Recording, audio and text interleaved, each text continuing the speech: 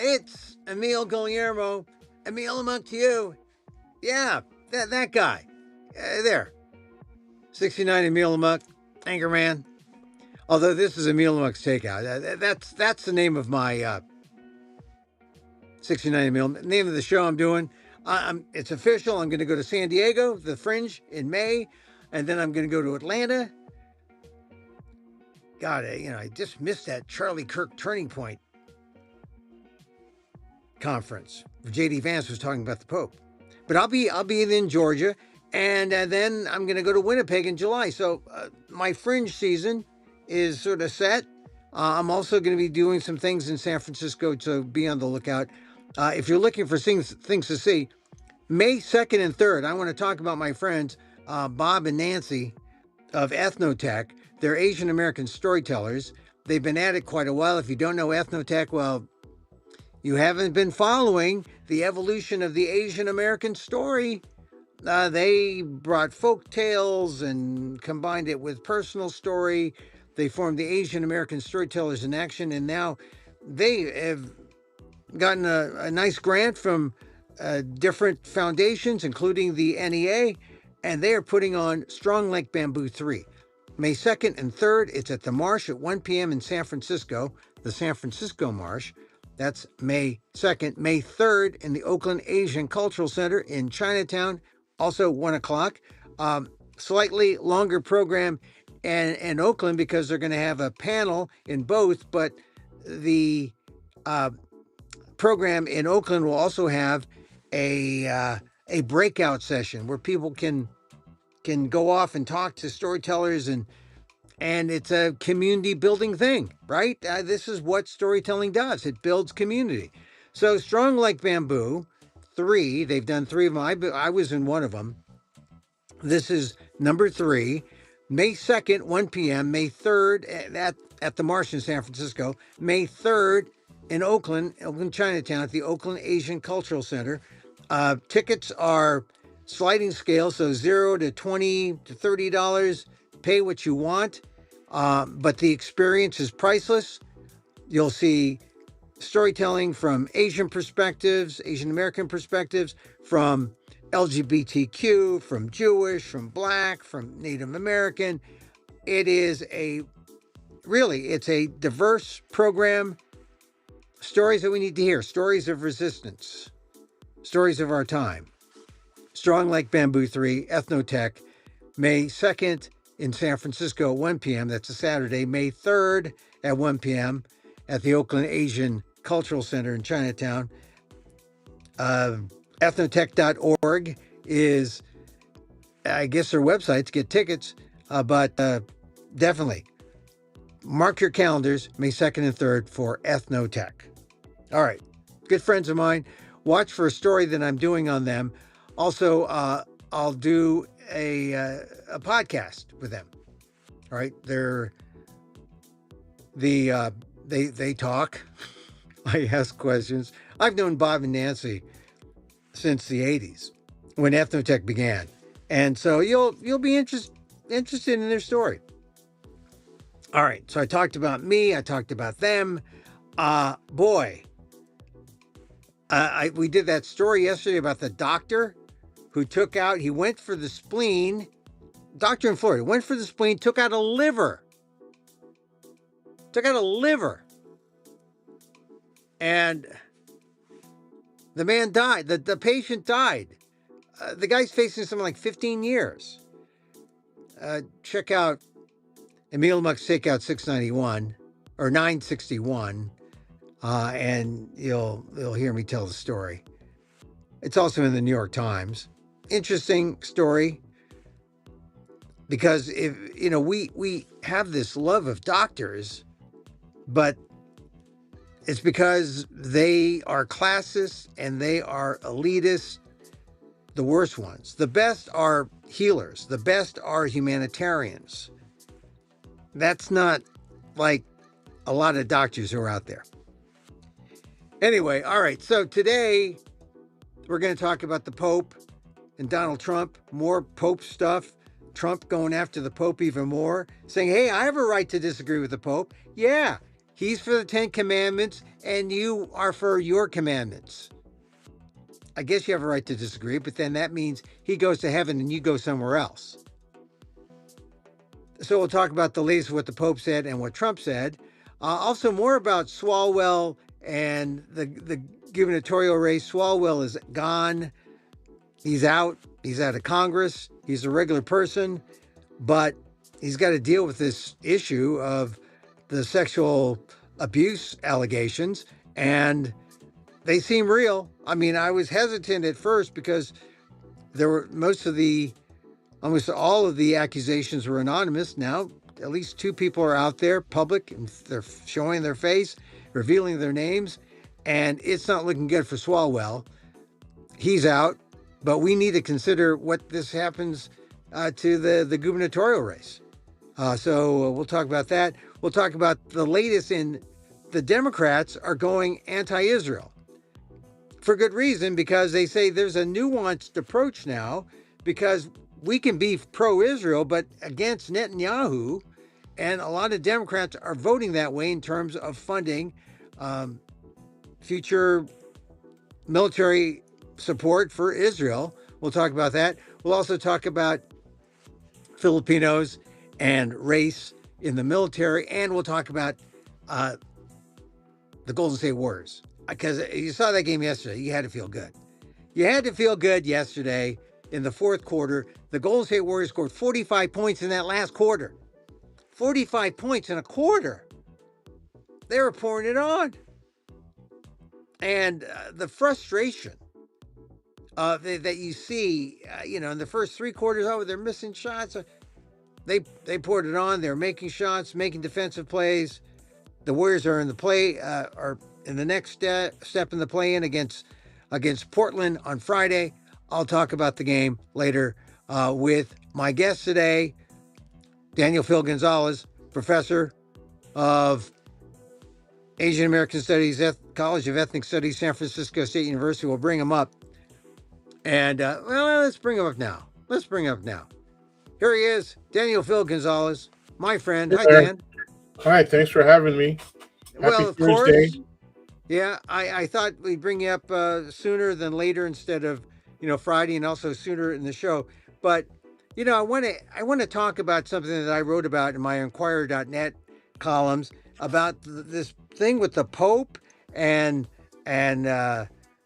Trump, starting with that picture of Trump as Jesus, and you will admit, right, that was not.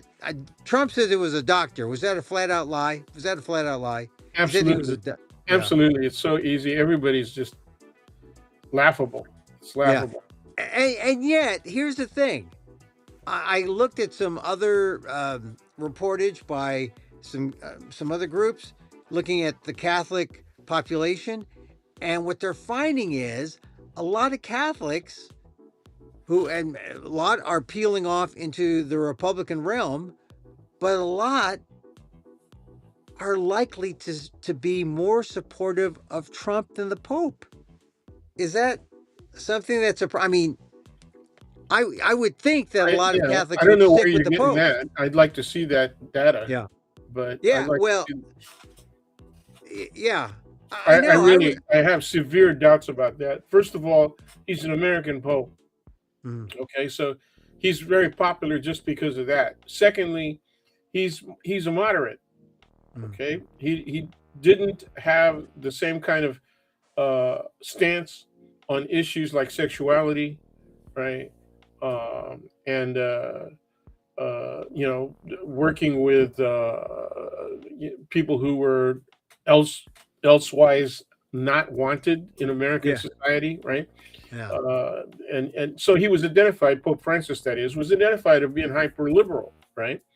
So he, and there were a lot of Catholics who were critical of Francis. Yeah. Pope Leo is not like that. Yeah. Okay, he's kind of a moderate. The things that he's been saying are actually very traditional. Okay, I won't call it conservative, but it certainly is not identified with liberal attitudes or wokeness or any of the other cartoonish criticisms that the right comes up with. Yeah, Uh, well, it's about peacemaking. It's about, love and peace. he quotes actual statements by Jesus. Yeah, Okay, he quotes the red letter New Testament. yeah, Okay, yeah, so they're fools. They're yeah. absolute fools, and a lot of people are seeing that, and they're having trouble with it. So I really doubt the position that somebody's taking, that a lot of Catholics are siding with Trump over the Pope. That Well, if they are, yeah. they're about as Catholic as the right wing white Christian nationalists are. Well, Right? and I think that was the point. What I was getting it from the Bulwark, and they were doing some analysis of how Catholics voted, and like a majority of the Catholics peeled off and voted for Trump the last time out, and it's been a steady stream of Catholics peeling off and going to the right for Republicans instead of Democrats. Uh, that was one observation. The other observation is that it was similar to what was going on with Protestants peeling off to the right, and this notion that Protestants believe that if they can't get what they want through democracy, then they're going to go with, they're going to go with some kind of more theocratic form to try to get their views in. So there's Well, that. see, the problem is I can understand that. I can understand that them looking for a vehicle. Yeah, They were looking at the president or whoever was going to be president and who they're going to yeah, vote for as a vehicle for what they want. Okay, right yeah, away that's problematic. Okay, yeah. that's already problematic. Now, now the thing that I have real problems with beyond that is, how is Trump a reliable vehicle? Yeah. Okay, Well, he's uh, very unreliable. Very, very. and in every single way. Yeah. Okay, when Nixon was nominated back in '67, right, and he was Mm, running in '68, and he wins. Okay, I mm, said, man, if Nixon, of course, I was burgeoning radical at the time, mm. but one of the things that I said was, look, if Nixon wins, you can see that American society is really weak. I mean, Yeah. it's in intellectual and philosophical decline. All right. Right. Well, that's kind of where we are right now. I This think. is far worse than Nixon. Yeah. Okay. Far worse than it. And I just think that here's where the Bulwark's analysis uh, made me say, well, it looks like Catholics who are peeling off to the right, they did some focus groups, and some of the samples of now it could be sample size, it could be, but some of the people in the focus groups they talked to tended to see the Pope as being slightly uh, not, to be talking out of turn, to be not speaking. This, I mean, like essentially, none. This isn't his business. He should Well, stick to okay, then church they're stuff. stupid. Then they're stupid Catholics. Right. Okay. Well, I'm just saying that the stuff that they were saying in the focus groups of these guys who were doing the focus groups were an indicator that, wow, of the Catholics who peel off, there's enough who would say, when it comes down to Leo or Trump, Leo's too. He's just a man. He's not God. He's just a man, or he's not. He's speaking. He's playing political games. We're going to go with Trump. That surprised me. I didn't. I mean, right now it's somewhat speculation because of when the focus groups were taken and how many people were were asked questions in the focus group.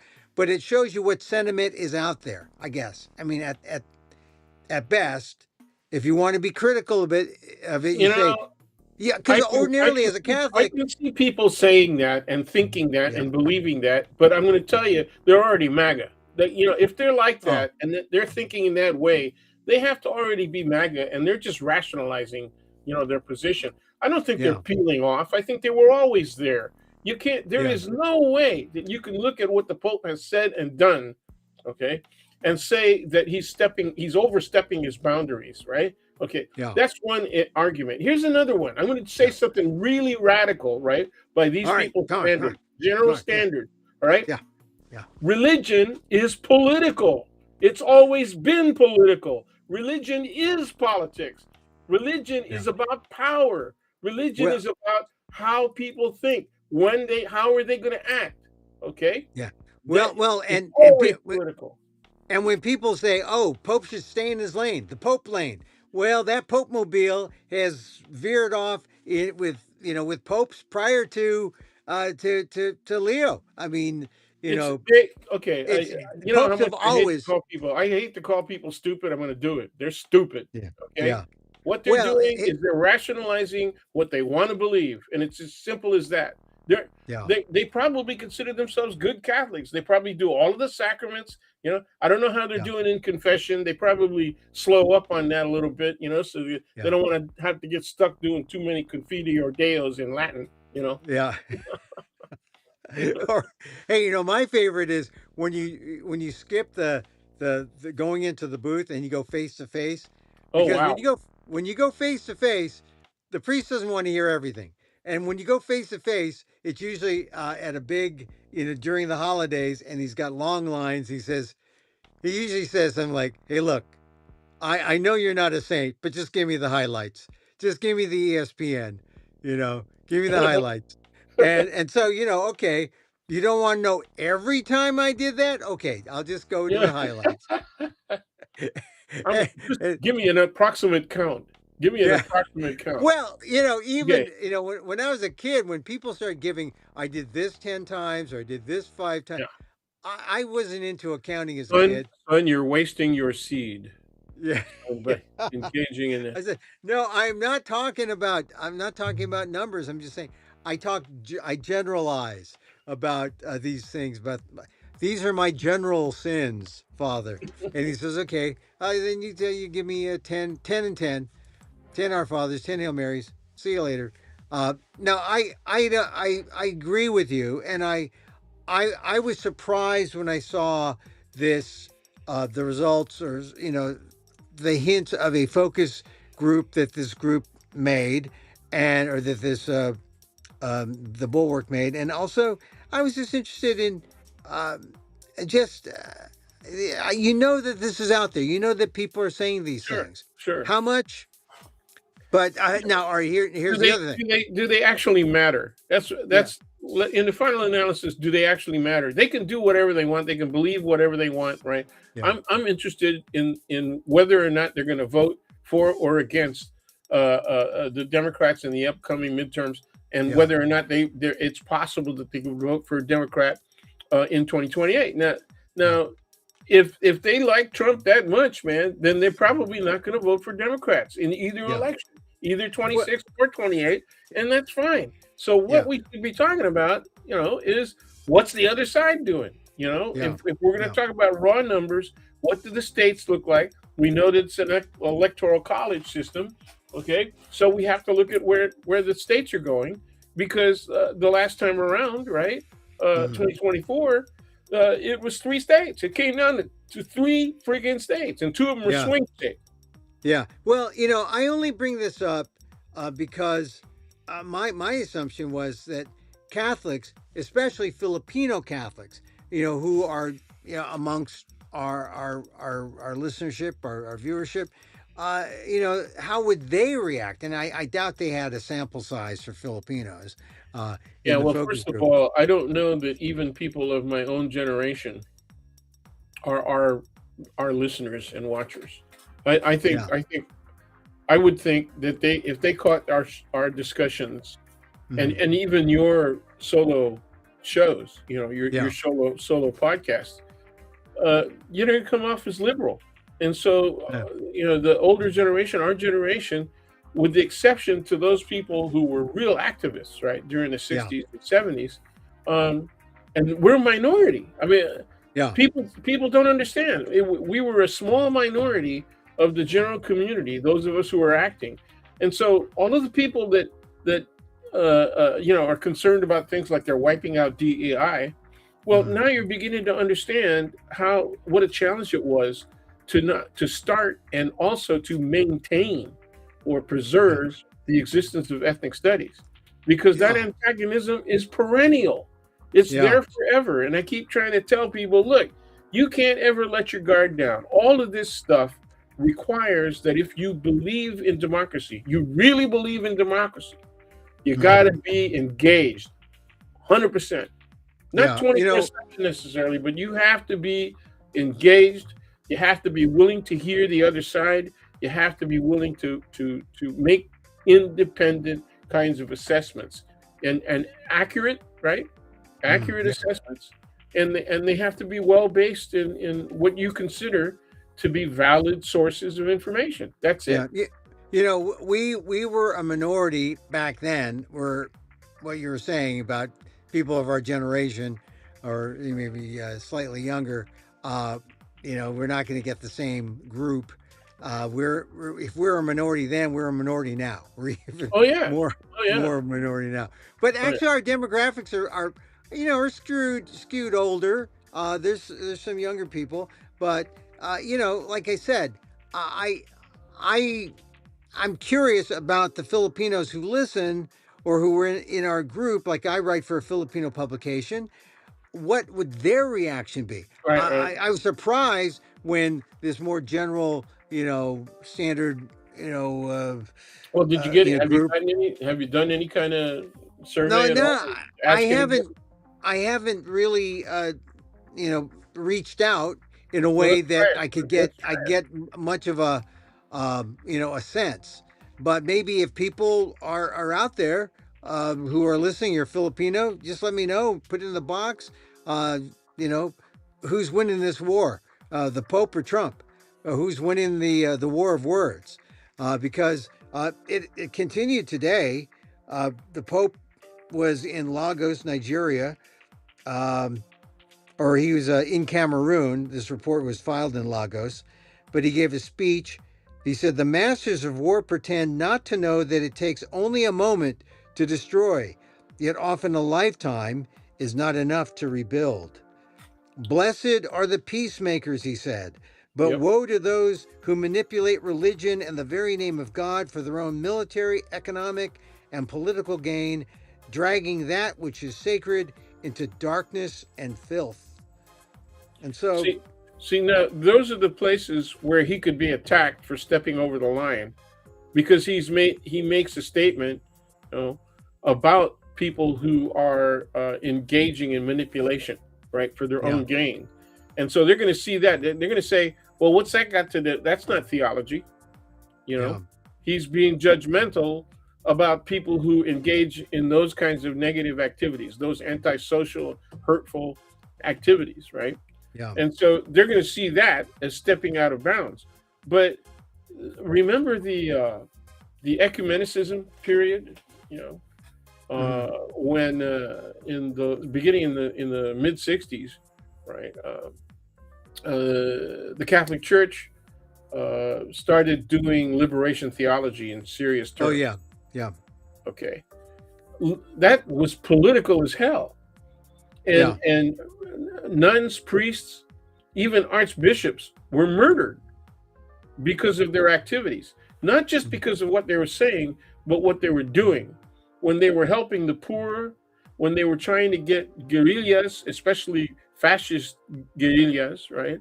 mhm, And sometimes communist guerrillas, especially like in South America and in Southeast Asia, right? Um, to stop killing civilians, right? And then they got mhm, killed. All right. yeah. So without regard of what they were saying for what they were saying and whether or not they were making theological statements, right? They were trying to save lives. Yeah. There's nothing more basic than that. And so Well, when they, so yeah, go go ahead. ahead.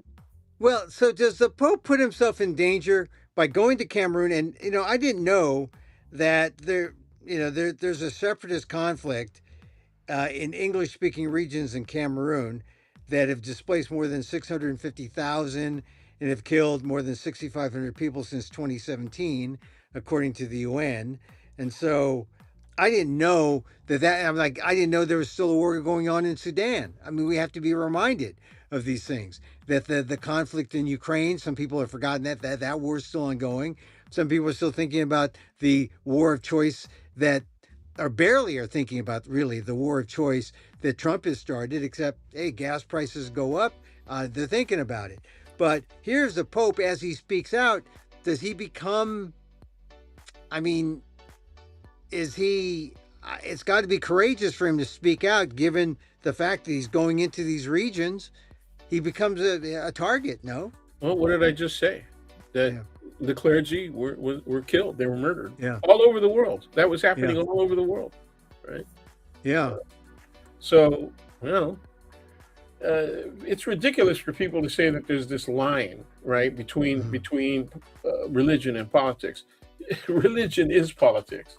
Okay? Yeah. Particularly if you really stand by Christian principles in real terms. Okay, in real terms, if you really stand by the New Testament and the word of Jesus, how can you not see it as political? I teach the growth of Christianity as the beginning of social revolution. Yeah.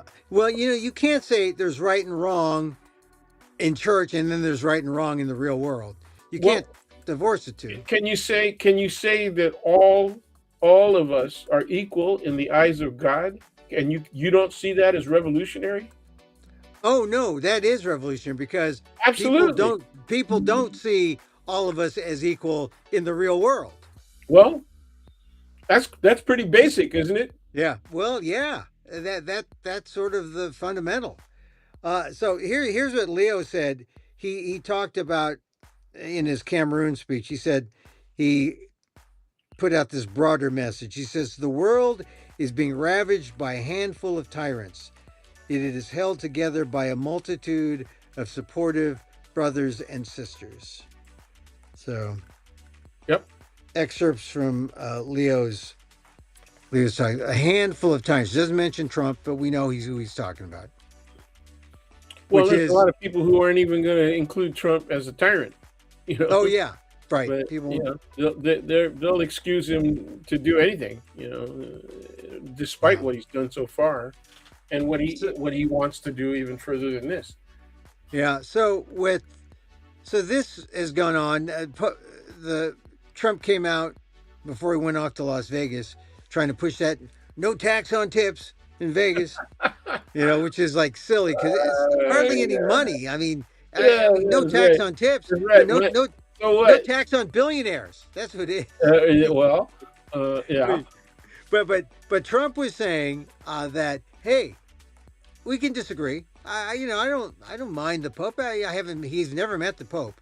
He likes the Pope's brother, but he says, oh, the Pope and I can disagree. So I think we're going to see more of this because I think. Well, he should have talked to his vice president, huh? He should have talked to his vice president before JP opened his fat mouth. Well, the vice president is sticking. The Pope has got to be careful, and he's got to stick to moral issues. He's got to wait a minute. So criticizing war is not a moral issue. Yeah. What? And don't talk theology. Pope, don't talk theology. He should be very careful. Yeah. He didn't say don't talk theology. He said you should be very careful about how he talks about theology. Well, just like J.D. Vance should be careful talking about, when he called Trump American Hitler a few years back. Right. He should be thinking about that because the born again Catholic. Yeah. He's a J.D. Vance. He's a new guy. Some said he should go back to catechism class. I don't think he really understands. He should. Convert. And maybe he should sit in the back until he learns more about man.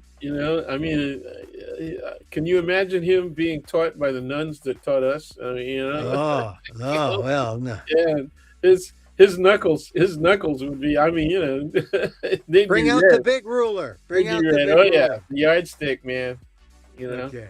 All right. Anyway, moving, man. All right. Wait, one last thing on the. Is this going to continue? I think it just continues, right? Sure. I mean, each other. Because if the Pope makes comments about anything in that's going on in the world, right? And if he continues to go visit places that are ravaged, right? quasi-military hostilities. Okay, by Yeah. killing.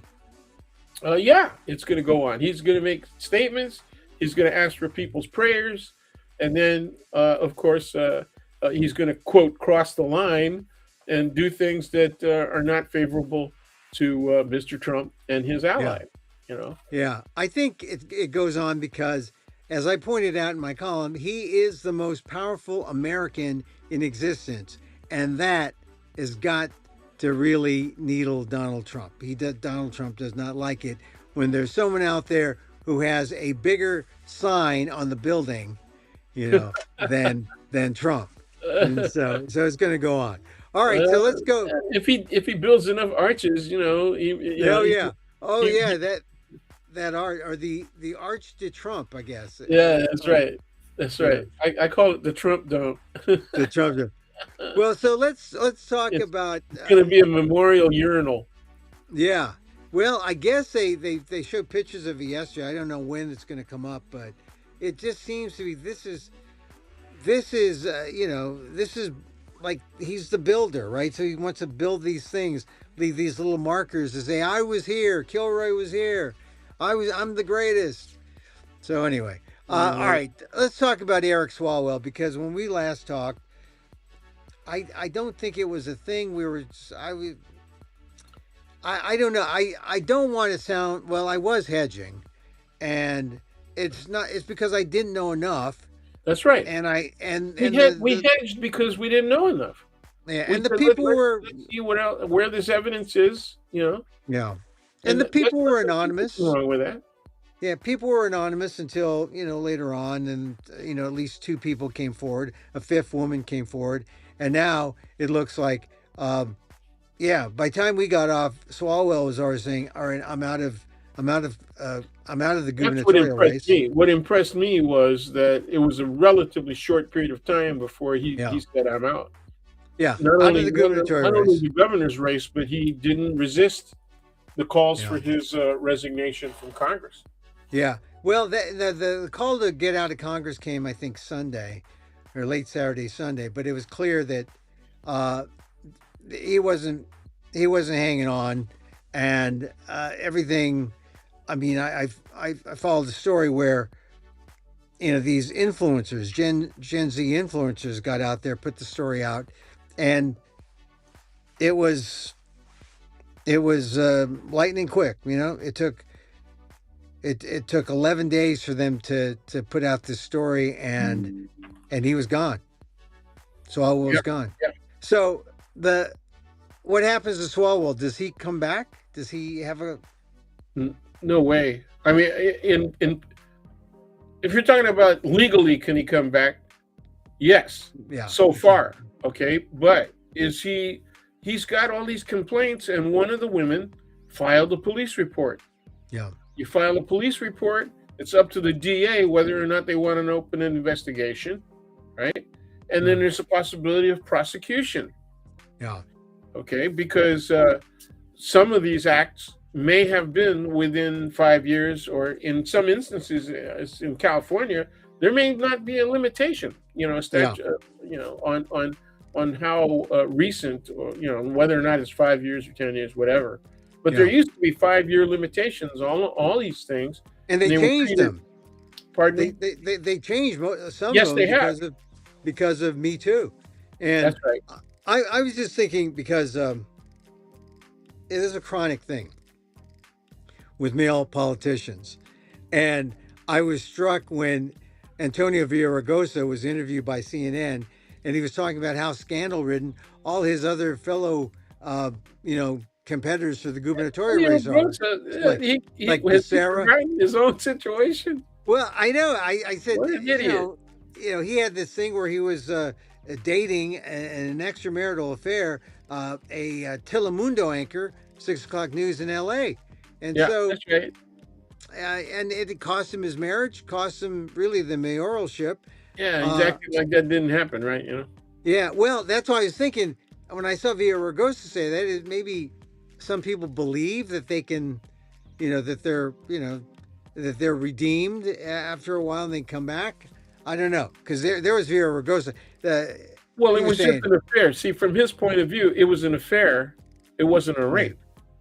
Ah, but it was extramarital, which is, Okay, that was another but thing that, but the people who were engaged in it were ostensibly, it was a mutual thing. It was. consenting adults. Yeah. Yep. Well, I just thought it was strange that he was, pointing fingers and pointing to Becerra because his chief of staff had some kind of, you know, fundraising I don't know thing, if and you saw SNL 2 weeks ago, but yeah, between Che and what's his name? Alan Jost, Yeah, Alan kind Jost. of Che and Jost. Uh, Jost did a finger pointing thing, and then, then he put his finger under his nose and sniffed it, and Che went back at him with, "You sure you want to point with that finger?"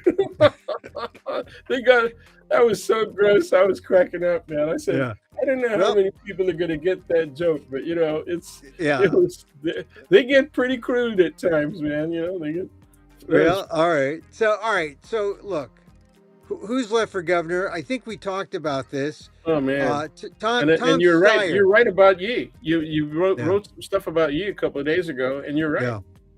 Well, what about Well, what? why don't we tell them what we said? What you said? Oh You yeah, said, I said what we have this thing. I mean, maybe it's an Asian American thing, or maybe it's semi racist, semi misogynist. We don't think of a woman and an Asian American woman, and Yi would be the first Asian American woman and the first Asian American and first woman to be governor. We don't give her a chance. And what has she done? She's proven herself statewide. She's state controller. She served on the Board of Equalization. She knows fiscally what the state's about. $4.3 trillion economy. She would have no problem with that. She's competent. She has wisdom. And yet she's got 1%. "Yep, yeah, 1% of the in polls. It just seems to me that do Asian Americans have a sense of self-hate when it comes to who we nah, want as our leader? nah." It's just that she doesn't have a big enough name. That's number one, and number two, she isn't camera ready as other candidates are. Okay, she Should that be? I look. it is. I'm It kind of. shouldn't be. It should It not be. shouldn't be. Yeah. But she ain't Gavin Newsom. Newsom's Well, a yeah. tall, handsome dude, right? So Well, he's male, he's tall, he's yeah. handsome, right? What we're She's talking Asian about. female. Yeah. She looks like a very studious person, right? Yeah. She's short, okay. She's a little on the round side, right? And so Yeah. she does not have that kind of attractiveness, okay. I See, mean, I look, and I'm saying, yeah.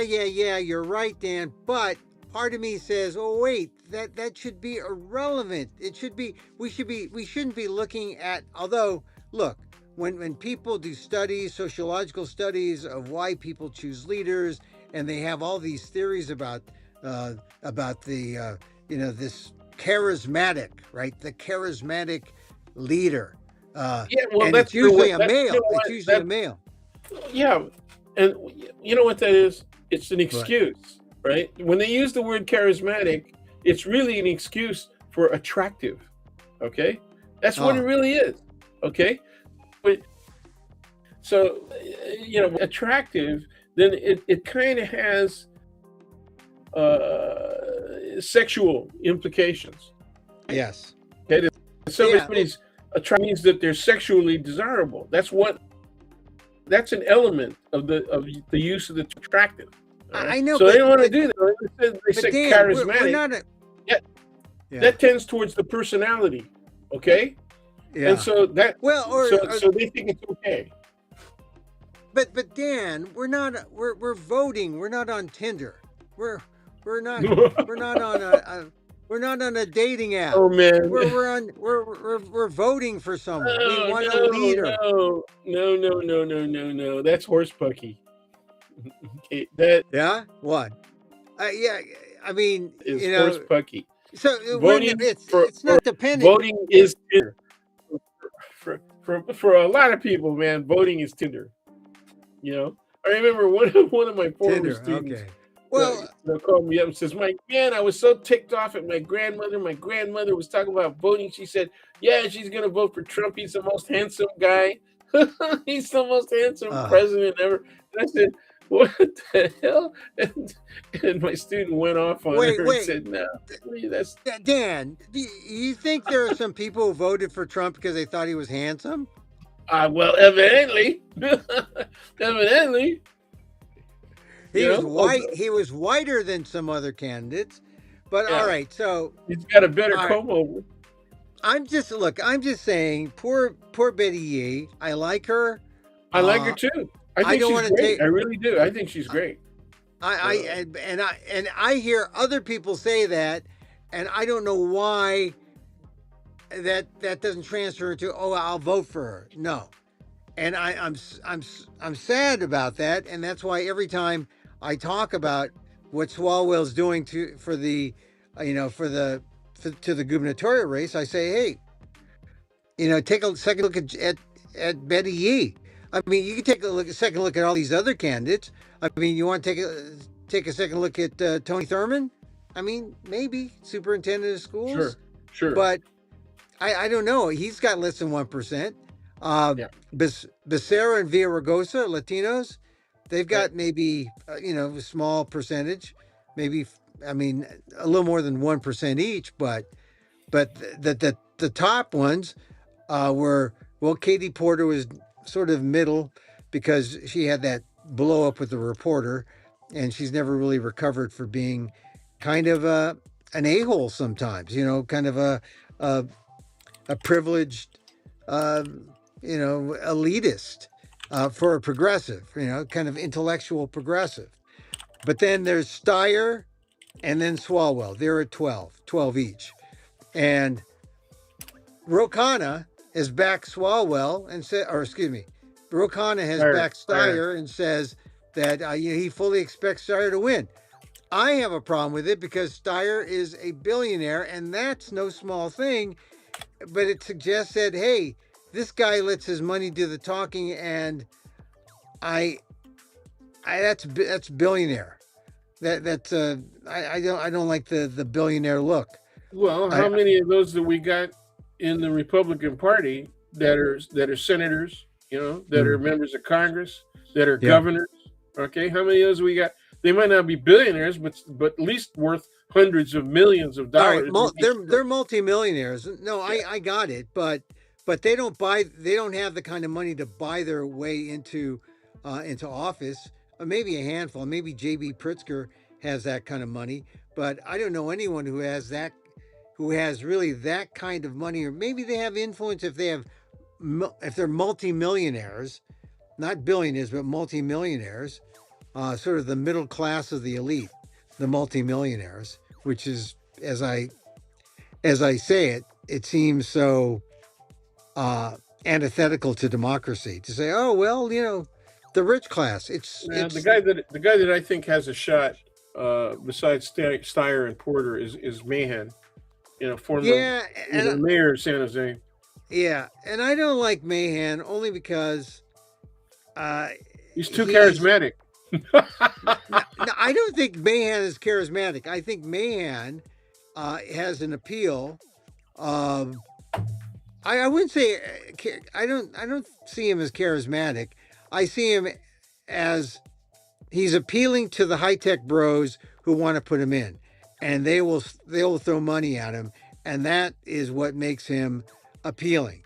That your winnability makes you appealing more than your good looks. And I think once again, I used the word charismatic, and now you're going with good looks, right?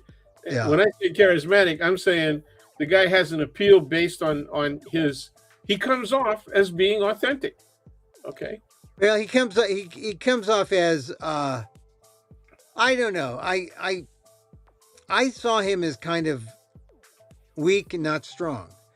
I saw him as. Where's his weakness? Where are his weak points? We're finally getting to something that's really important. Where's his weak point? Well, in terms of just his stature, just how he talks, how he in watching him in interviews, I didn't see him as particularly strong myself. I mean, you put him next to a Gavin Newsom, you put him next to even a Villaraigosa or Becerra. They have points that are, I think, stronger than Mahan. What Mahan has are the tech bros, and I I don't I don't trust that. I don't trust. Okay. That means he's beholden to I the think that's money. valid. That's valid. I mean, at least with Steyer, it's his own money. But that brings up these issues of, well, should he be allowed to buy his way into office? I mean, remember Ross Perot? He bought his way, but and I don't even know what he stands for. I guess Steyer is for green. He's for mostly progressive ideas. Uh, Particularly education. yeah, Education and healthcare. I mean, education has not gotten the kind of attention that it should get. Right? It's been my education. Yeah, position. My position for 40 years has been education should be dealt with as though it's infrastructure. Okay, yeah. and It's unfortunately, that's not the way the public sees it. Yeah, You know? I don't know why that should be, because I was reading an article about how the young people in schools, high school and from maybe middle school up, they're freaking out about AI because they don't see a future in AI, and the schools aren't teaching them. And a lot of these AI proponents are saying, hey, we got to like uh, calm these young people down and let them be part of the AI future. Otherwise, they're going to go into this despondence, and a lot of this is because of just poor education in general, right? Because Yeah. we're not teaching our kids, the public schools. We're not giving them what they need. So I agree with Well, you about the infrastructure part being one education, of the and we've subjects that we neglected it. haven't talked about that we need to talk about for the future is the status of ethnic studies, because there was a study done about ethnic studies, and they looked particularly at the origin of the initial programs to Yeah, have it accredited for towards college, from yeah, high school towards yeah, college, and it showed that there was massive improvement among students who engaged in ethnic studies, even if they only took one course, yeah. and so it's one of the major arguments against the people who see ethnic studies as being propaganda, you know, Yeah. woke propaganda. I'm glad that that word is not being used very much anymore, right? It's still out there, but yeah, it's Yeah, it hasn't been it's old hat rediscovered. now. Well, it's old hat now. Yeah. It's like white people finally learned how to do the twist. You Yeah. know, Well, look, I agree with you. I agree with you I just saw an article again today about how schools are dealing, or cities are dealing with this idea: get rid of diversity or we'll cut your funding. Get yep, rid of diversity programs. yep. I mean, they're having to do everything in almost in code. This isn't a diversity program, but you'll learn about all the different people. But it's not a diversity, so we're Well, playing people these. started using diversity, equity, inclusion (DEI) Yeah, as a substitute for affirmative action, because affirmative right, action was negative. That right, that that stimulated negative reaction immediately, yeah, and it was seen by the majority of Americans as unfair, as inherently unfair. It right, was it was seen as being, if you are not white, okay, you get advantages over white people. That's how affirmative action was seen. It's that yeah, simple. yeah, Okay. and it's not true. I It's, mean, it's, it's obviously not true, but yeah, people still believe that. Okay. yeah. Now, who's It, most responsible for creating that kind of an environment? Right. white people. Well, it was Ronald Reagan. He was the Yeah, oh, most yeah, effective champion against affirmative action. Okay. yeah, And, and and and yeah, you're right. you know, yeah, welfare queen, right? Yeah. What does that mean? It was a racially coded statement. You're getting something you don't deserve, and it's because you are Filipino, isn't it? Isn't Yeah. that true? You're Well, getting no, something you but don't Filipinos are deserve. going to disagree with that. Filipinos are going to disagree with that. What are There's you a gonna say? well-known leader of our community. You know him really well. So do Yeah. I. And he said back when the '84 Democratic Convention was held here in San Francisco, Mm, and one of the statements that he made at what was ostensibly a national or potentially a national convention for Filipino American mm. groups, right? Like the initial uh, movement in the direction of the establishment of NAFA, right? The Yeah. National Yeah. Association. Okay, and he said, we're Filipinos. We're not like other minorities. I mean, that's how he started his statement out. We're not here to criticize you. We're here to cooperate with you, right? That was his position. Oh, So, and so that's a very common thing. That's very Filipino. The we're dumbest thing I ever heard was Republicans saying, "How? Why are you people still supporting Democrats or still being independent? Right? Right? You're never going to win anything if you don't join the party that keeps winning." And the Republicans were winning at the time, right? Because of yeah. Reagan, right, Yeah. and then Bush. You know. Yeah. So what's the moral of that story? You got to go with the you got to anticipate which party's going to win, and then you jump that party, right? Go with the winners. That's That's what how they you get. did. Yeah, that's how you get what you Well, need. the other Asians did the 80-20 thing. Remember that? Oh yeah, yeah. I remember the 80-20. You know, Yeah, so you make a bet on the party you think is going to win, but you make sure you hedge a little bit by contributing to the other guys as well. So yeah. Well, everyone. I mean, that's the way the corporates do it too. They contribute to both absolutely, sides, and absolutely. that's why Even all the even Trump. right. That's why all the parties seem to be like the same, because the people who play, who put the money, are the same people, and they want their thing, and they're gonna, whoever wins, they're gonna go to. That's where Oh we're at. boy, yeah. Okay, so we dumped on. Okay, we both like you. We both think that she should be getting better attention.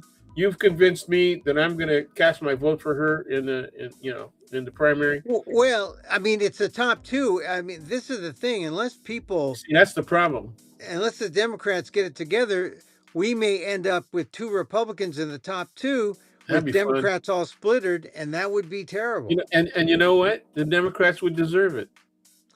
They Yeah. would deserve Well. that.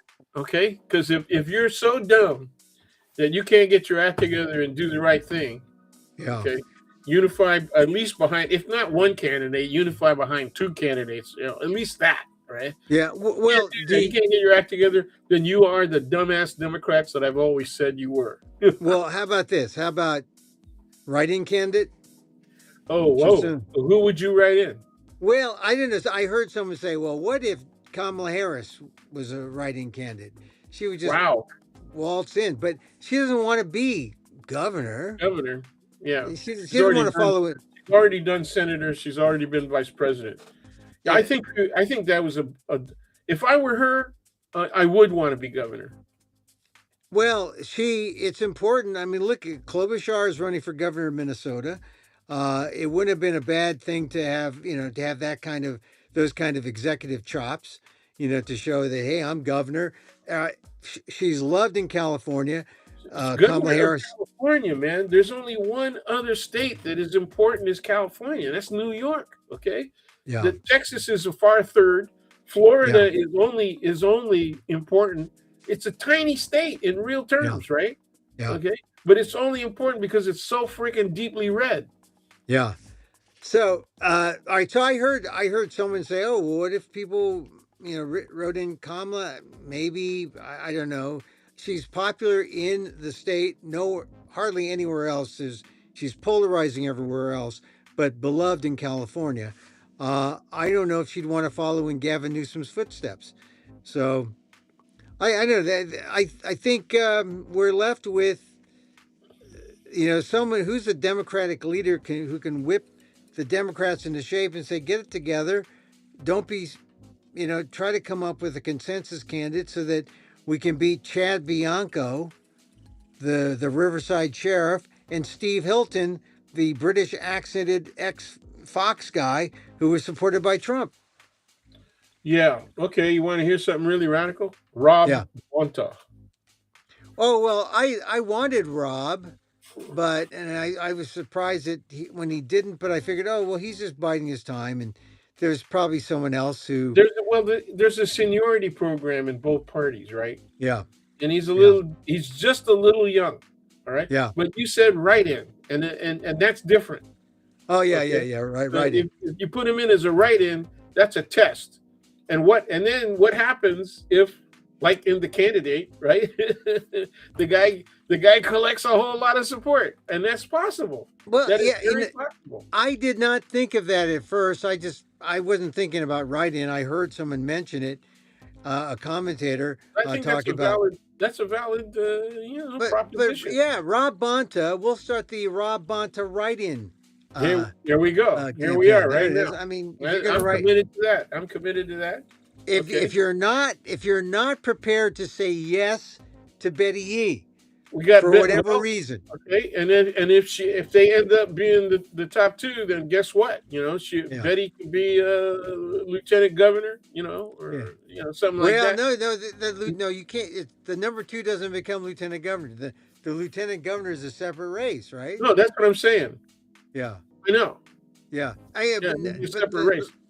Yeah, but I think to try for a trial balloon for Bonta, not bad. I don't know where his ambitions are, but he's a ambitious politician, so he probably look at everyone who's been AG before, like Kamala Harris, who ended up as a senator, ended up at Becerra, ended up as head of HHS.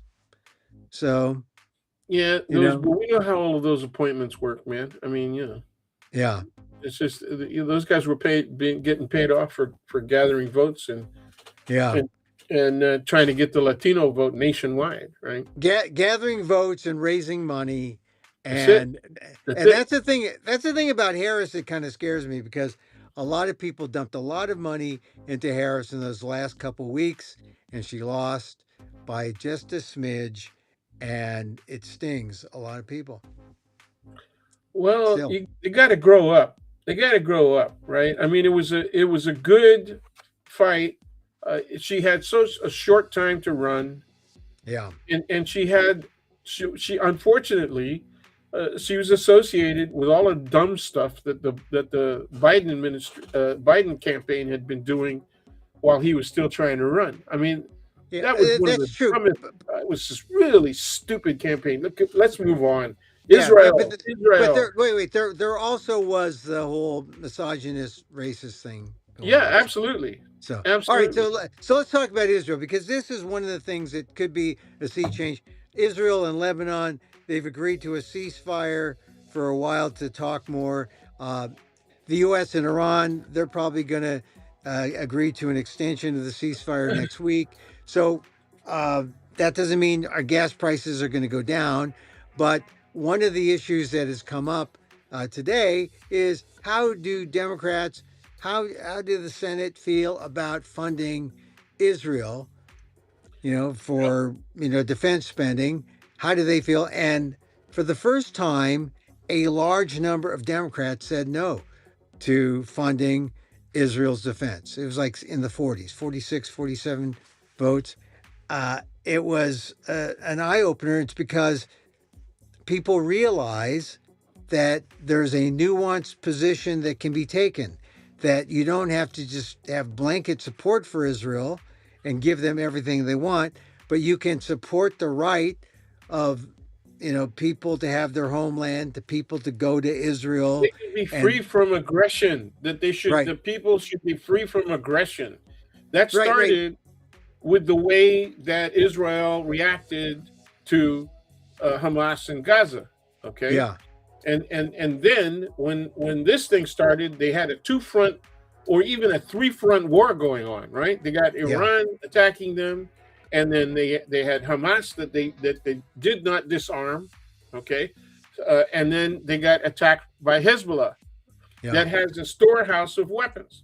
So that Israel brought that on themselves. Oh And yeah, yeah, you will but remember when after October 7th, when there were how long did it take the IDF, okay, to react to that attack. And you know, I said, listen, man, the Mossad is one of the best intelligence gathering institutions in the freaking world. Yeah. Other intelligence networks, okay, all throughout the world, right, depend heavily on information that they get from Mossad, knowing that it's going to be biased in favor of what Israeli interests are, right? Yeah. But nonetheless, understanding that their intelligence is highly dependable, all right, and then Well, they waited like almost half a day before there was any kind of action against what was going on that area bordering with Gaza. I mean, that's ridiculous. I never believed it. You know, I thought it was a setup. Okay, and I thought it presented them with an excuse. You know, just like Pearl Harbor presented the United States with a reason to jump right into the World War II. Yeah. Same thing. Well, I think that what's happened, current history, Netanyahu luring That's Donald, especially the case. yeah, Yeah. luring Donald Trump into the war, and that presentation that Netanyahu and Mossad made, and Yep. some of them thought it was, even Marco Rubio thought it was, BS, and said as He said much. so. He Yeah, said so. he said as much, and so there's a lot of resentment toward the blind following of Israel, and then being open to the charge of being anti-Semitic. And now There it you have, is. yeah, There it is.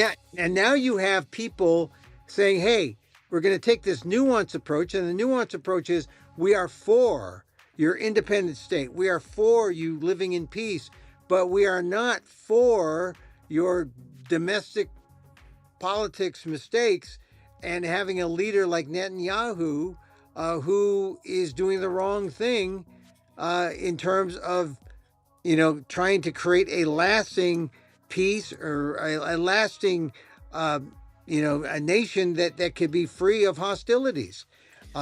When he was able to talk Trump into joining them with the initial attacks, right? Yeah. Last year, okay. When he was able to do that, it was clear that he might be able to get a full-on war, an engagement with a full-on war. Okay, so he did that. All right. Now, you hit on the major point. All of this has given the Democrats and other critics, okay, the willingness to stand up and say, don't be calling us anti-Semitic. Yeah. Okay, because we're not. This isn't about disliking Israelis or Jews in general or any of that, right? Right. This is about being against policies and actions that are harmful not only to the enemies of Israel, but to Israel itself. Okay. Right. And well, I heard one congressman say, "Look, you can be pro-American and anti-Trump. Doesn't make you anti-American if you're anti-Trump." Not according to J.D. Vance. Well, but or Hegseth. the Dems now are saying we can be pro-Israel and anti-Netanyahu, and this is the lane we're in now. There you go. We're in this lane, and I think Netanyahu better get as much as he can now for Israel while he can, because it's not. Yeah, but you see, by getting Trump to support the war, right, engage the war, he got 80% support from the general Israeli population. Yeah. So this really helped him out. Okay? Oh yeah, and there he is. I mean, he's now in the ceasefire with Lebanon. We'll see what happens there. Probably, well, it's a pathway, but it's not going to be over in a week or a year or 2 years. It's just that's right. A wait piece. The last time that I was on with you, I popped that as what I was hearing. I was hearing that he's open to that there's somebody that's making entreaties, okay, with the Lebanese government now. They went right past Hezbollah, and that's what I heard. And so that happened. But we're definitely going to see a change in how automatic a support of Israel is in America. It's probably not going to be as automatic as it I was. hope so. I hope so. Yeah, because I did a discussion with a couple of classes at Sac State on Tuesday. Yeah, a couple of Mhm. days ago, and there were students in there that asked questions about the support for Israel and how that's going. And a couple of the students were Anglo students. yeah, And they were very. I asked them, why are you interested in making the distinction, about whether or not the United States, should be supportive of Israel and all that. And they mhm. said, well, we've learned something about the treatment, the history, the greater history of the Israeli treatment of the Palestinians. And I said, well, yeah. I said, they are the Israel and certain members of the Israeli Likud, their party, Mhm. the extreme right party, has been accused of war crimes, and Netanyahu is accused of Oh war yeah, crimes. he's wanted. He's wanted by Yeah, the ICC. that's right. So and they won't they ignore it, but he's wanted just like Putin. And who knows what happens after this war? What Yeah, the ICC does. All right, so the Dubs, no, the let's talk Warriors. about the Dubs. Let's talk about the Dubs last because Okay, that's a happy one. But let's okay. talk about Filipinos and race in the military. There's this movement to like uh, just no diversity in the military. Get all the fire all uh, the uh, the people of color who are in high ranks. There's this suspicion that that maybe they didn't reach those places because they were qualified. Is that more anti-affirmative action? That's the old anti-affirmative action argument, right? Yeah, I The mean, reason, but we're seeing people getting fired. We're seeing a hostility toward people of color, and yet historically, at least when it comes to Filipinos and Asian Americans, we have been always important in desegregating the military and improving ourselves in the military. And you can go back to World War II and the call of FDR to bring in Filipinos, in exchange for citizenship, come fight side by side. You can go to the First and Second Regiment, Filipinos. You talk about the 442nd, Japanese Americans in Hawaii. You could talk about. I mean, race in the military has always been, you know, a controversial topic, but people have proven themselves not as liabilities, but as positives for the military and for the country. sure. You know,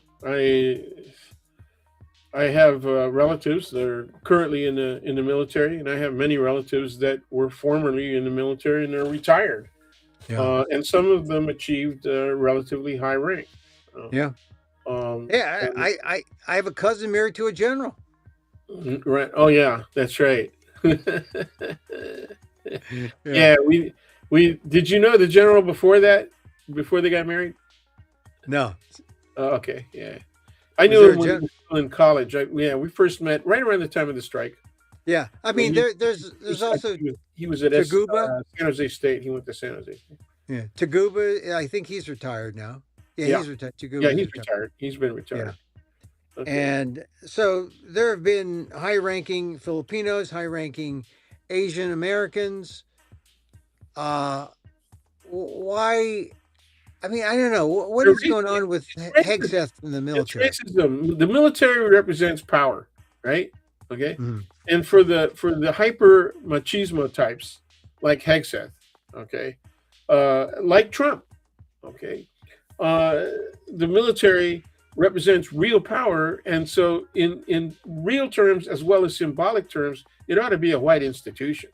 You don't want people who are lesser than, right, Ah, having power by it's a being members delusion. of a white It's a delu- institution. It's a delusion of whiteness. Is that it? It's but it's not a delusion if they actually enforce it. Not delusion. Not delusion. Dilution. Oh, okay. Okay. Yeah. Okay. Yeah, Yeah, it's yeah. I mean, it's not pure. But you there's gonna know, be a whole lot of Filipinos and maybe other Asians as well. You know, people of Korean ancestry, right, that are in the military, right, mm, and they're gonna get really ticked off at me for saying that stuff. But that's the reality. It's, you know, people. There's always been latent racism in the ranks, right, yeah, as well as among the officer class in the military. Okay, yeah, that's always been there, and so they always treated people as though they were less than. So the reality is, when you see people of color advancing in the military, especially up to the high ranks, they mm, paid a price. they, yeah, they paid a price. They're facing challenges the whole damn time that they're yeah, doing their job in the military. Okay, yeah. and they were able to achieve in spite of that. That's the But way yeah, you want to be thinking. Same but thing there's is no true of women. The same thing is true of women. yeah, but You there's know? no doubt that there have been examples, and shouldn't the examples prove that yes, it's good to have a diverse military. It's that people can achieve, and that people aren't just slackers who got their positions because they weren't worthy. Why are there companies and corporations that are practicing some form of diversity hiring and development, right? Mm, And they, because they they see the reality that their institutions are better because they include, okay, participation from a variety of different communities and backgrounds, right? right. and and and the same is true of any institution. The same, Yeah. whether it's the military or it's the Department of Justice, right, or it's the EPA. You know, if it's the post office, if it's Yeah. any All right. institution, whether it be So government or private industry. ideally, we see how it works and how the inclusion works. But why? What explains this? I mean, Hegseth from day one in his statements about people Look of at color in the these military, are these and are these are really weak white boys. They're really weak white boys, and this is their way of getting back against people of color who have made them look less than. They don't like that. Okay, I predicted that this would be a problem, particularly for Asian Americans, Mhm. because beginning in the 60s and especially in the 70s and 80s, there were Asian Americans that were beginning to challenge the supremacy of white people across American institutions, Yeah. government as well as private industry. Remember when the computers started to go compact, and Oh yeah, yeah. they were starting to get smaller, and Mhm. then there were people who were officers within IBM. You know, Mhm. so how did Wang Industries get tired? You know, they couldn't make it past an associate VP. Okay, so he started his own company, right? Right, So other right. Asians did the same thing. They started developing their own companies. Okay, um, Asian Indians, right, that were immigrants came here. They had difficulty in getting the kind of capital that they needed to do to expand their businesses, and so they went binational. Okay, Yeah, they did business here, they did business back in India, and they became challengers, right, for the chip market, right? yeah. Why does Taiwan produce 90 freaking percent of the chips that go out to the rest of the world? You Because Taiwanese Americans. know, in part, yes, Yeah. yes, okay, because they Well, get protection. They get protection from Japan and the United States. yeah. Well, all right. So, all right. Going back to the military. So it's a it's a bogus thing. We got to live through this period of It's racism. Then. it is definitely that. Okay, and what I'm afraid of is that this openly encourages again the re-rise of racism in the ranks. Yeah. Once you got it out, it was Yeah, always it gives there. people permission. I mean, look at, you know, he was making speeches at West Point, right? He was making speeches at military institutions, Yeah. and he was they would set him up. So generals would give him what he wanted. Admirals would give him what he wanted. What's that? He wants a crowd of people behind him that's going to cheer him, you know, and make him feel that, you know, the whole military is behind him, including ranks. You're talking about Hegseth. I'm talking about both Hegseth and Trump. And Trump, yeah, yeah. Well, I just think in the Filipino example though is strong. You know, we got Filipino generals. Yeah. We got we got the USA FFE. You know, who answered FDR's call, and then who were then denied through the Rescission Act their citizenship. Yep. So we have examples of how we fought and how we were denied. And we had examples of the first and second. Now, the first and second regiment was there. That was the Filipino regiment in the army. Yes. All Filipino. Yes. And it was started because an answer. Well, we have a segregated army. Yes. But why was it started to say if Filipinos want to serve, this is where you can serve? How did that start? It started because when Pearl Harbor occurred, Filipinos rushed to join the military, the U.S. military, because within 12 hours, the Philippines was attacked. Right. So everybody thinks about Pearl Harbor, but the Philippines was attacked as well. And so Filipinos here wanted to volunteer for the military. They were denied, joining the military because of their weird status, right, as nationals. They could be here present in the United States, but they had a very limited status. They did not have alien permanent resident status, and they clearly did not have citizenship status. So because they had this national status, the status as nationals, that was what they were actually called, was nationals, right? Philippine nationals. They weren't welcome in the U.S. military. Well, there was a movement started here in Northern California, and it got congressmen to push for the admission of Filipinos into the U.S. military. And a certain guy named Douglas MacArthur, who had spent some of his youth in the Philippines because his father was a military and the first civil governor of the Philippines, Arthur MacArthur. Great name. Right. Arthur MacArthur. So Douglas was very familiar with Filipinos, and guess what? He said, "Hey, the Congress needs to allow Filipinos to join the military," and that's how the first and second regiments were started. It was the first regiment, right? And then it got so big, and there were so many volunteers that they had a second battalion-sized regiment started as well. And so they could be nationals. There weren't any Filipino citizens at that point. There were. And they were American. They were American nationals who were Filipino, right? They called them nationals because that was that secondary. The immigrants were called nationals, and then obviously we had people who were of the generation born before the Second World War, although they were small in number, and they were American citizens. Yeah, and then birthright citizenship. Birthright citizenship. The way they want to burn us again, right? Yeah. Well, and so the Filipinos, they fought, and that was the only place you could go if you wanted to serve. You can go to the Navy, right? Yeah. Well, the Navy recruited directly from the Philippines. They began recruiting directly. I think it was 1906. Okay, and there's a place known as Sangley Point in Cavite, and 1906 as early as 1906. Oh yeah. Okay, there was the Philippine Constabulary, the PC was started, and also the Army established the Philippine Scouts. Okay, during that same period, the first few years of the new millennium.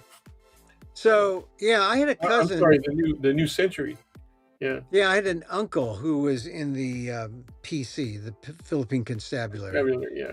Yeah, and then so the Filipinos. I mean, and there was also other. I think this became a model for other ethnicities to have their own regiments.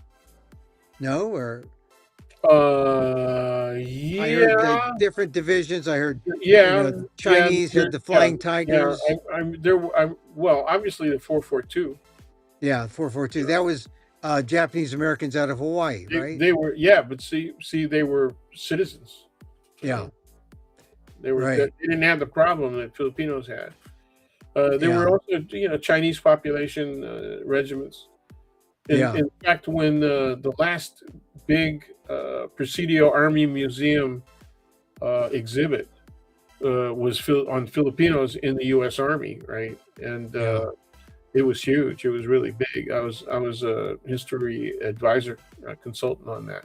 But And yeah, my point is that the Chinese were supposed to go before us, yeah. but there was some kind of dissidence, right, among them, and so Eric Saul approached members of the first and second. He was the curator director of the Presidio Army Mhm. Museum.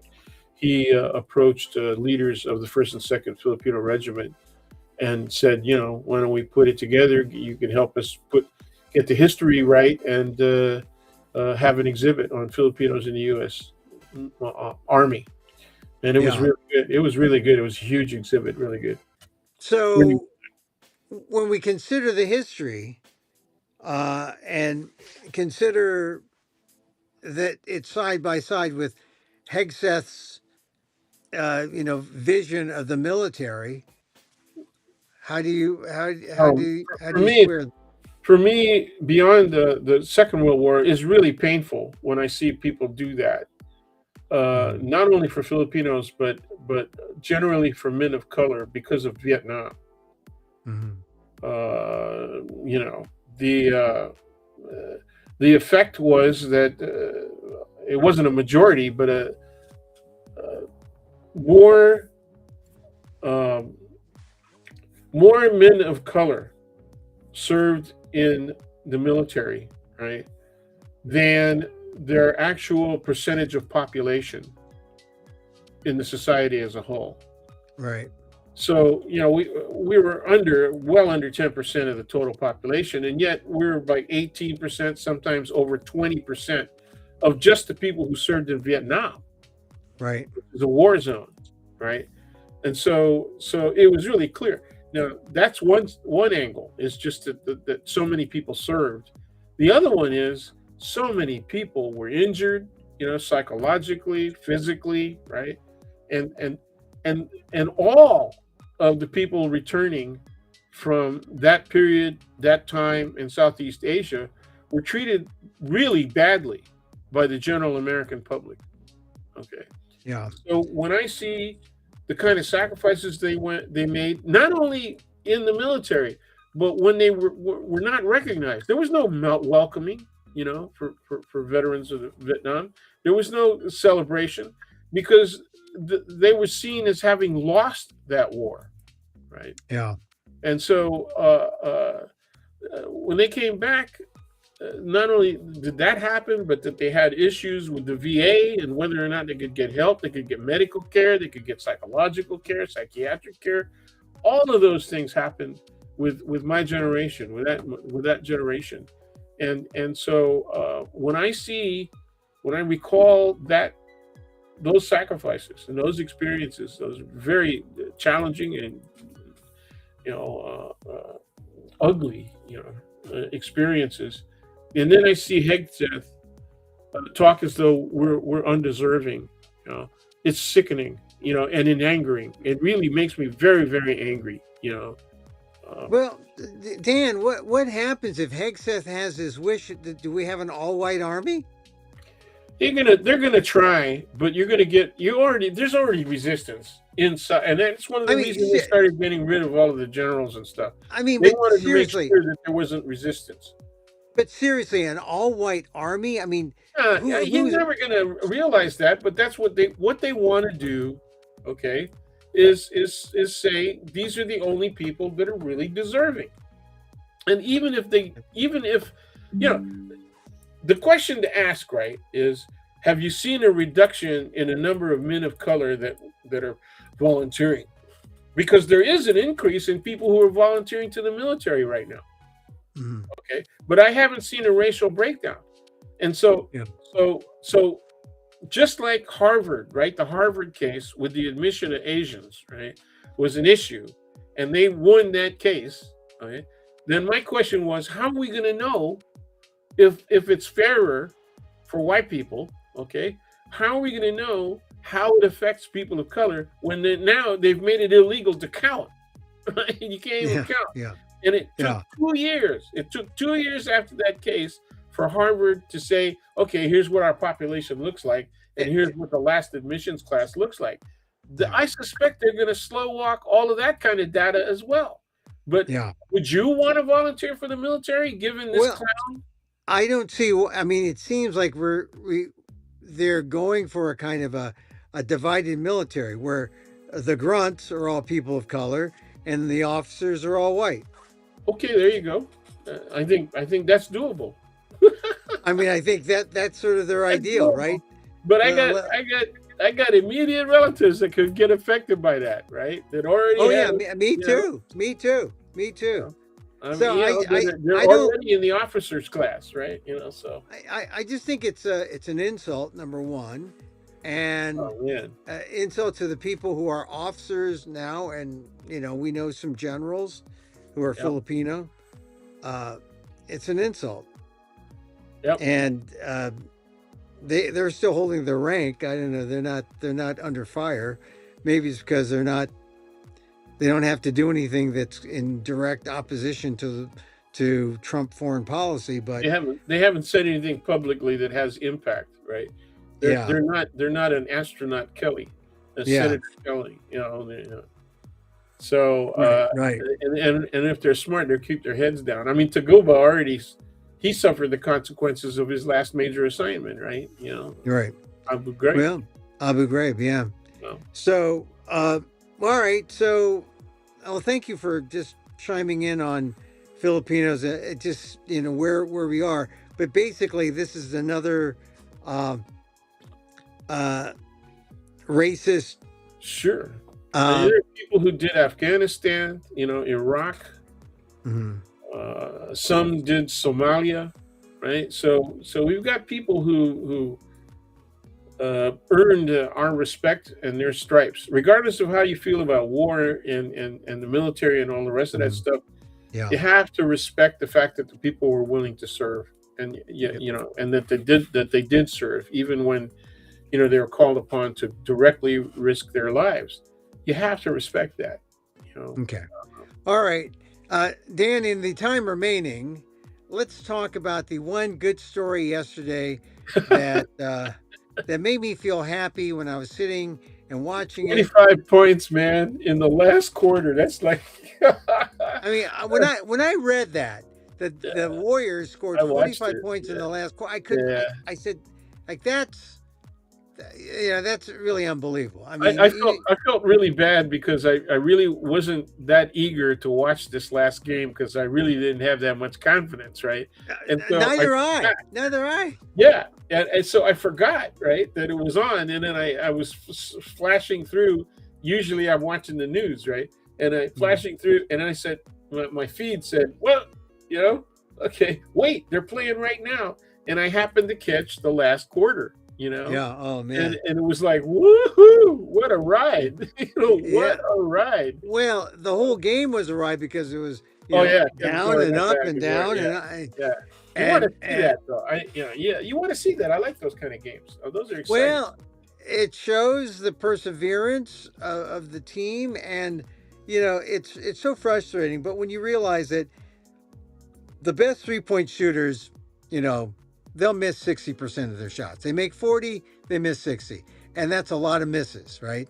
Yeah. But when you put the highlight reel in the fourth quarter and it's going in, like Al Horford or for Christian Porzingis. You got four right in a row, yeah. Yeah, and Porzingis was good for a change. Yeah.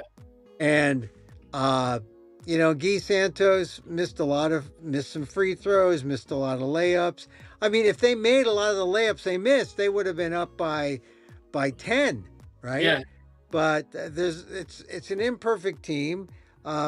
Curry, when he got hurt in the third, I thought, oh my God, I hope he's not, hurt. He came back in the fourth, and 35 points, right? They need 35 points overall. Yeah, I mean that little flip back play that he does with Draymond Green. He throws it to Green.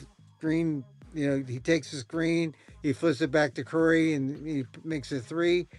Those are like the old days, right? I mean, I mean, and when I say the old days, I'm saying from maybe when they won 2005. championships. Yeah, yeah. Hmm. Yeah, 2005 to now, or maybe 2010. I mean, Curry's been, and it's not going to last forever. I mean, this maybe I don't know. I hope he has one or two more good years, but Yeah, there you go. That's what you I know, expect. Yeah. and That's, if Jimmy Butler comes back and they keep Porzingis and they keep Horford, oh boy, they'll be they'll be tall warriors, right? that'd be a Which that's something we haven't seen for a long time. Yeah. Well, I was really sad when Durant went because I thought Durant was kind of he kind of held it together for that one year, and Yeah, but I was disappointed that yeah. but they were really paying out a lot of money, and so Well, Draymond Green earned his keep yesterday, but I don't know on yeah, balance. you never been that hot on Draymond, No, yeah, but especially I'm when he has behavioral issues, but well. He chased away Durant. He chased away Jordan Poole. They were functional players. I think Uh, Kaminga too. I think Kaminga to a certain extent. Kaminga too. Oh, I didn't hear that, but and Kaminga's doing well in Atlanta. Let's see Yeah, if he could beat the Knicks. I don't know, but I think it's fun to watch these games. Although it does seem to aren't they me playing like, again today? yeah, I Aren't think they playing the Suns? they play the no they play. I think they play. Yeah, they play the Suns on Friday. Oh, okay, tomorrow. Okay. Yeah, but I think the Knicks play today. So anyway, it's fun. These are good distractions. I think I'm learning how to deal with all the nonsense with the Pope. And all right, Yeah, so yeah, I it like it. I like that they, just let Trump and Vance keep mouthing off. I mean, yeah, let Hegseth keep mouthing off because he looks like a complete idiot next to Kane, right? You got a yeah, real general doing his thing. I didn't like the admiral too much. If no, I don't know if you watched it today, but I watched it. I didn't see today. The admiral was a little bit Hegsethy, a Yeah, little bit well, overly complimentary towards Trump. Kane was really professional, straightforward. here's the thing. Like you read that story of the Times about a week and a half ago about how we got in the war, and you see how Trump makes his decisions. He's not nearly as crazy, but but he but people play him, or he allows people to play him the way he wants, which is praise me, and I'll promote you. And uh, I think a lot of people are afraid to speak out to him. They're afraid to tell like Kane uh, said something to the effect that, hey, I'll give him all the options, not my job to tell him that he can't do that or whatever he wants to do. It's always like, I will, I disagree with J.D. Vance said this. I disagree with you, but I will support you in what you want, which I think is kind of nonsense. If the guy is wrong, you should tell them and maybe come up with a different kind of plan. But this is the way Trump likes to do business, and he's filled with uh, all these yes men. I mean, they're more than just they really are just glorified yes men. Did you see some of the analyses, even from the right, even from Republicans, that by sending Vance to try and make a deal in a 21-hour deal, Yeah. in Islamabad, that they're essentially he was setting them up to fail. Oh yeah. It was well, Marco Rubio's not there. He Yeah, was he there was with at the the UFC yeah. He was part. it was JD Vance with the JVs. You know. I thought it Uh, was kind of weird. Did you see how Trump was dealing with some of the UFC fighters?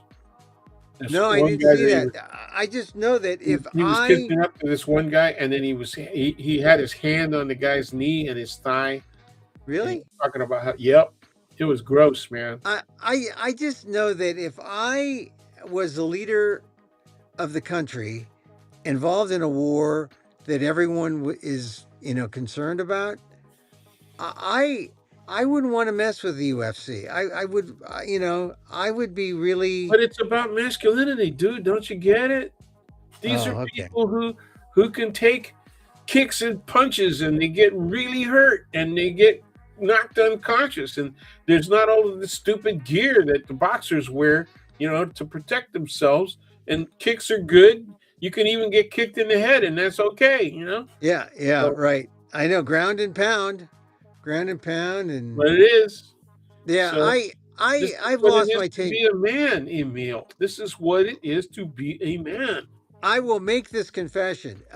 Years ago, when I was writing on the editorials for the Honolulu newspaper, the Advertiser, Advertiser, yeah. there was a big thing about should we license UFC mixed martial arts in Hawaii, and I was against it.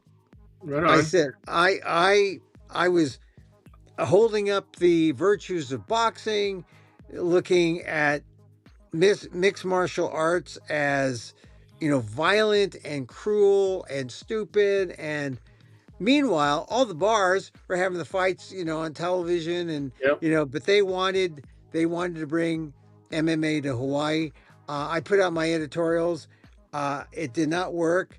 They got MMA in Hawaii, and I admit for a time I watched and I was kind of curious, but it's just too violent. I mean,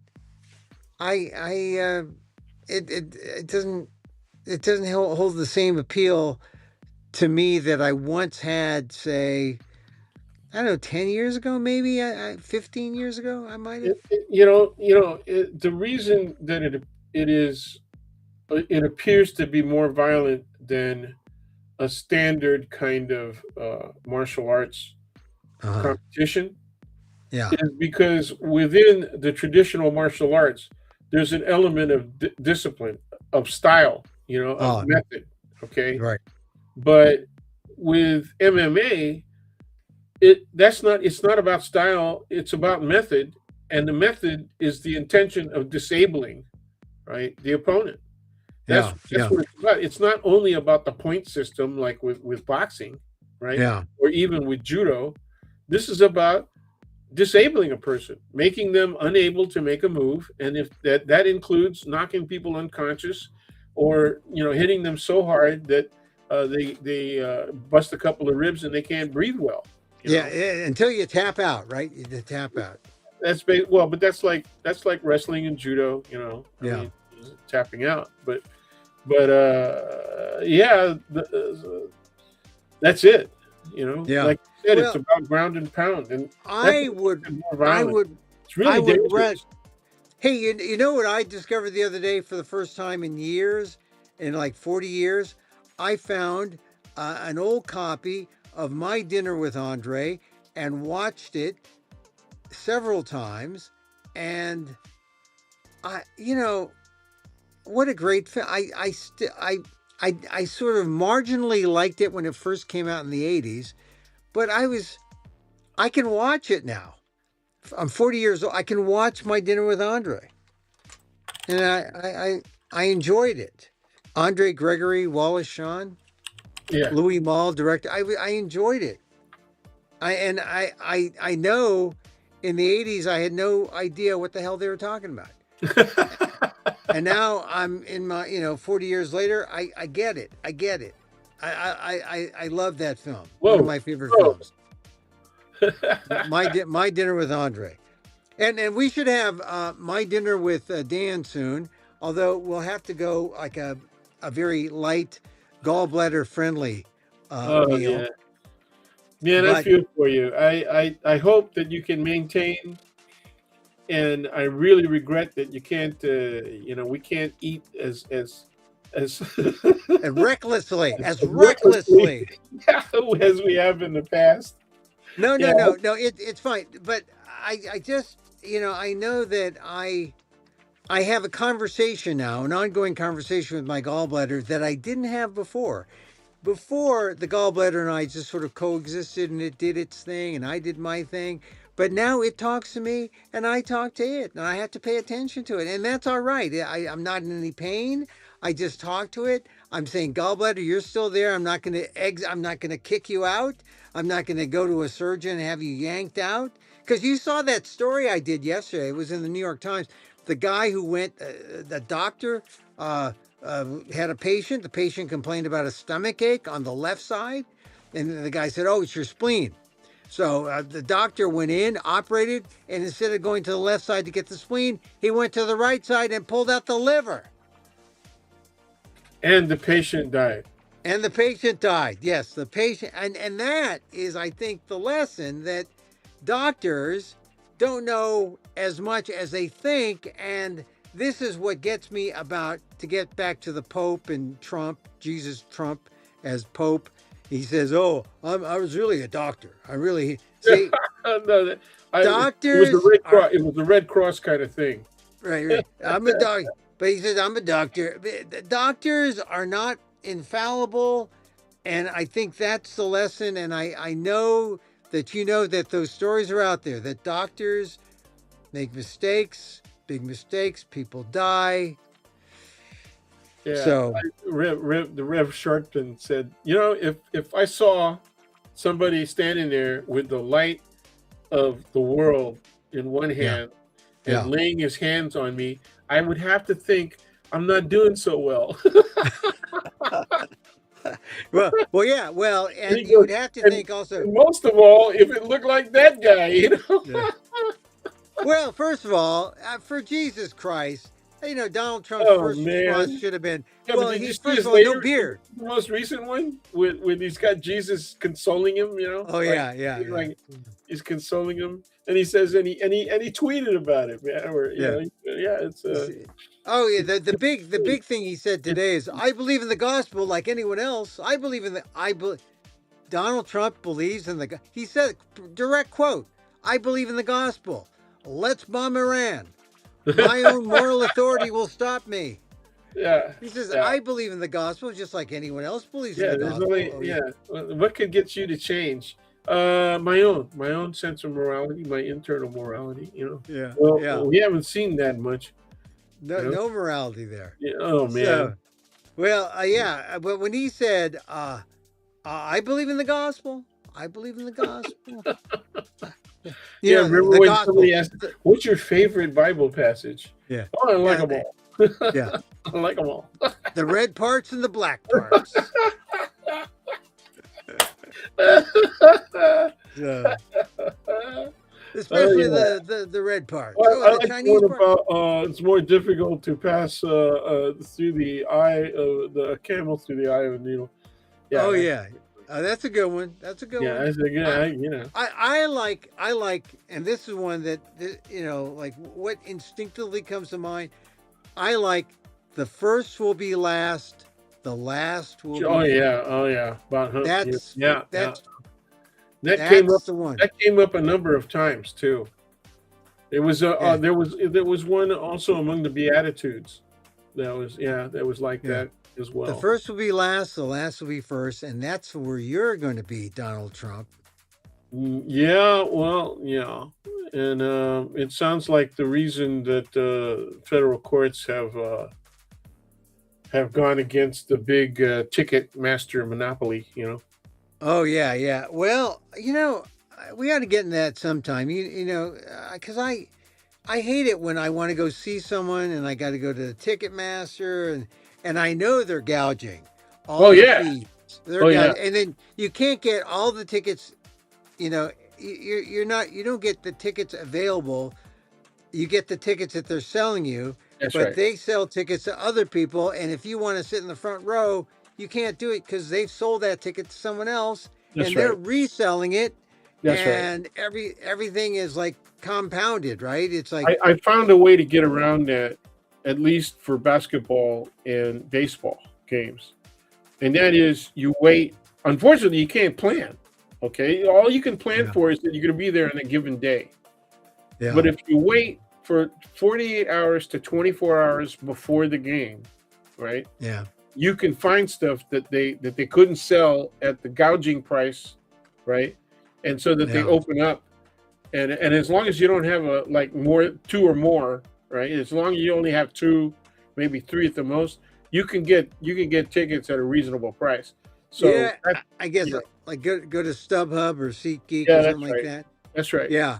I used to play that game when I had tickets and I'd sell them or I couldn't sell them and then you just drop them to, but nowadays I just go, I don't know. I bought some tickets to a baseball game like in the summer. I couldn't believe the prices. I said, Sure. "Wow, I don't I'd rather Well, it just depends on where. I like the lower level, maybe about 20 or 25 rows up. Yeah, oh yeah, yeah. You get a little bit of elevation, and I Yeah, and I yeah. like and I like the left side, Oh yeah, I like the left the side. third Yeah. base. Yeah, Yeah. right, between home and third base on the left More side. more shade Yeah, yeah, that's a on that side. consideration. That's a But consideration. I actually like the view up. So I like the view reserves because um, slightly cheaper, better view of the whole field. You see the whole field, and Yeah, that's true. you get a great view. We're talking about the Giants Stadium here, Yeah, yeah. uh, Oracle versus. You do get a great view. I like it about 25, 30 rows up because you're close enough to the pitcher. I like watching the pitch. I Ah, like watching that ball, man, I agree. flying, over the That's plate. what if you sit view reserve right behind home plate, you get to see Yeah. you get to see the See that key. ball do its thing Yeah, in the air. yeah. Yeah. Well, look, we'll have to go to the game sometime Yeah, this we summer. we So we, we do. We got to plan that. Plus, okay. the food's great. Oh, I'm sorry, kid. Uh, You got the gallbladder thing. yeah, But yeah. That's all right. That's all I right. actually enjoy the food at the ballpark. So. It's pricey, but but that's all right. All right, Dan. That's Okay. it. Root for the Warriors on Friday. Yes, sir. Take Yes, care. sir. Thank you for Take care being of here. yourself.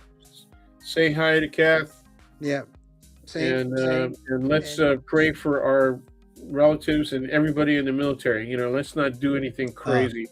I know people deployed, and it's Yeah, me too. and we don't know what's going to happen. So cross our fingers. There's a married couple, one in the Air Force, one in the Navy, and Yeah. I have great concern for them right now. So. Yeah, yeah, yeah. Let's pray. All right, there you go, Dan Gonzalez. Thank you very much, Dan. College of Ethnic Studies, Asian American Studies, Professor Emeritus, San Francisco State University. Yeah, we got relatives fighting. Well, I don't know how they're fighting yet. They're there, and they got to pray for their safety. All right. Look for my columns, Oakland Post, Inquirer.net, Substack, ASAM News, Hawaii Filipino Chronicle. Subscribe to YouTube, Adamilamuk1. I'm going to do something on Bob and Nancy, my friends at Ethnotech. They're doing their Strong Like Bamboo show, Strong Like Bamboo 3 on May 2nd in San Francisco at the Marsh, 1 p.m. On May 3rd at the Oakland Asian Cultural Center in Chinatown, May 3rd, 1 p.m. They're about 2-3 hour shows because there's a panel, and at the Oakland Asian Center, they're going to have breakout sessions. So storytellers are there. They give, a multiple number of stories about stories of our time, stories of resilience.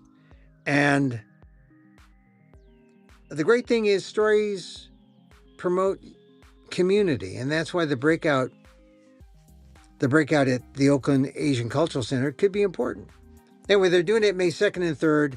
Check them out. Ethnotech.org is the name of Bob and Nancy's group. They're featuring about 9 or 10 storytellers in this program. Great storytellers. You'll learn a lot. You'll feel a lot. And you'll feel good about the situation we're in, I think. And it's sliding fee scale. Pay anywhere from $0 to $20, $30. Pay what you can. May 2nd, 1 p.m. at the Marsh in San Francisco, and May 3rd, Sunday, at the Oakland Asian Cultural Center at 1 o'clock. Strong Like Bamboo 3, Stories of Resilience, from my friends Bob and Nancy at Ethnotech. So check them out. All right, we're going to end here. Oh, and for me, I'm doing my shows. My next show is Emil Amok 69, Anchorman. I did it here in the city, a couple places. I'm taking it to San Diego and then also to Atlanta, the Atlanta Fringe, and also to Winnipeg. So I'll be doing a couple of fringes this year. Come check it out. Come see it. If you're there, the dates for San Diego and Atlanta, May, Winnipeg in July. I'll give you places to go and get tickets as we get near. All right, we're going to end today with a little loving kindness. Oh my God, this was a long show. Sharon Salzberg, great guru, meditation teacher, the loving kindness meditation. And so, as I wish for me, I wish for you. May you be safe. May you be happy. May you be healthy. And may you live with ease. Emil Guillermo here. Till next time, Mahal Kita.